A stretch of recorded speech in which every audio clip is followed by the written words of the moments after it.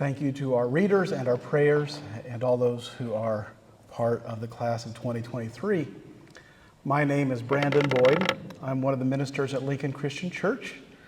My wife and I are the proud parents of a member of the class of 2023 and parents of a proud member of the class of 2026. So we have a few years to go. Talking to you all feels like a family gathering. That's what the class of 2023 is. You are a family. If you look around, you'll see some of the same faces you've seen for a long time. From the church toddler room, progressing into preschool, on to elementary and junior high, and if you'll permit me, go Panthers. Finally, uniting into one Railer family. So this tonight is not a gathering of strangers, it's a gathering of friends. And it's more than just a gathering of friends, it's a family meeting. This family has always had a strong component of faith as part of it. It's no surprise to me when you all wanted a baccalaureate, but it kind of goes against the cliche. After all, they say, aren't young people supposed to be disinterested in faith? Isn't that a bygone thing? No, quite the contrary historically, and quite the contrast here. Throughout all of time, it has been the young people who have fanned into flame the faith. And I pray the same is true of this generation. We need strong, committed, faithful people. Not all of your classmates are here, and that's perfectly fine. After all, faith isn't something that we force on people.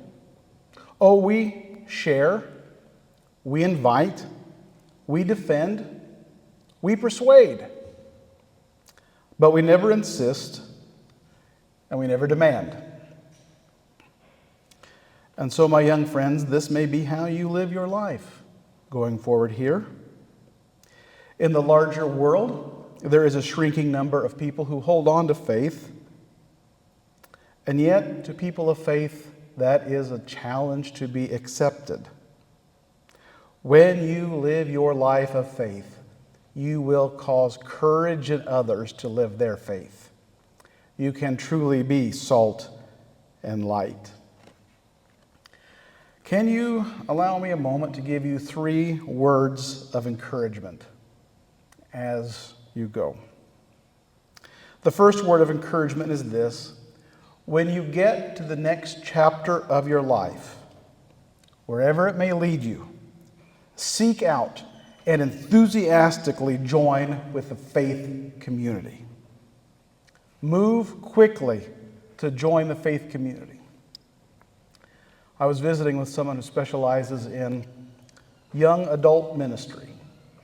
And I said, how long do you have before, how long when someone moves in, do you have to get them involved into your programs? He said, you really want to know the answer? I said, well, that's the reason I asked. He said, it might cause you some heartburn. I said, well, ice cream does that too. And he said, 2 weeks.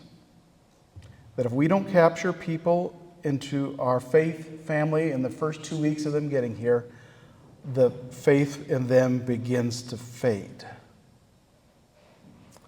So step up to the table, walk through the door, sign up to be part of something, keep your faith strong, and do it without delay. Can I let you in on a little secret? Life in so many ways is a lot like junior high school, but with a veneer of sophistication and a mortgage. And what I mean by that is this. Just like in school, who your friends are a huge influence on your life. And you need to find friends in the faith community. And they too will become like a second family. Can I encourage you to wherever this next chapter leads, You make your way quickly and be part of a strong faith community. Lead. You're gifted. You're talented. You can make a difference. Second encouragement is this. When you get to wherever you're going next, no doubt you will encounter objections to your faith. Maybe it's a cynical roommate who has been hurt by people of faith. Maybe it's a grizzled coworker who's had a lot of misfortune in life. Maybe an eager professor quickly ready to dismiss all discussion of faith as irrelevant or backward. Wherever the source is, you will encounter challenges to your faith. And when you encounter objections, questions, or doubts, let me ask you to do this. Don't panic and don't flee. Don't panic and don't run from your faith. After all, people of faith have been thinking about problems and questions and objections for hundreds and hundreds of years. There are no new objections under the sun, just new to you and new to me. And when you encounter something that challenges your faith, let it be a chance to grow. What's that word you're probably hearing more of lately? Let it be an adulting in your faith. Make it your own. Now let me tell you, we will help you find answers. The people gathered on the sides of this gymnasium have invested many hours and dollars in your faith formation, and it was a joy to them to do that. So if you find a faith not working, or the life of faith too challenging, or it's just somehow not adding up, before you give up, please talk to us. We will help you. We won't judge you for having questions. We won't shame you for having doubts. We will encourage and strengthen you. Encouragement number 3. Please remember, always remember,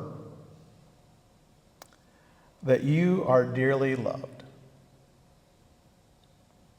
A life of faith is not a guarantee against failures and disappointments and setbacks, but the life of faith offers a way to deal with life. And the life of faith provides meaning and purpose like nothing else can. I hope you've already begun to experience that. And so when the road of life looks rough or unkind or crushing setbacks find their way into your life, remember, always remember, you are dearly, dearly loved by us and by God. Not because of your diploma or your title or your paycheck or your accomplishments, but because you are a child of God and a member of this regular class of 2023 family. So 3 quick pieces of advice tonight. I'm sure you're going to be hit with lots of advice if you haven't been hit already. I also hope you're hit with a few gift cards. Gift cards are nice. But I mean these things with a deep sense of gratitude and pride in this group of people assembled here. Thank you for calling us together in the midst of this big week. Thank you for being people of faith. We know the Lord is going to do great things through you.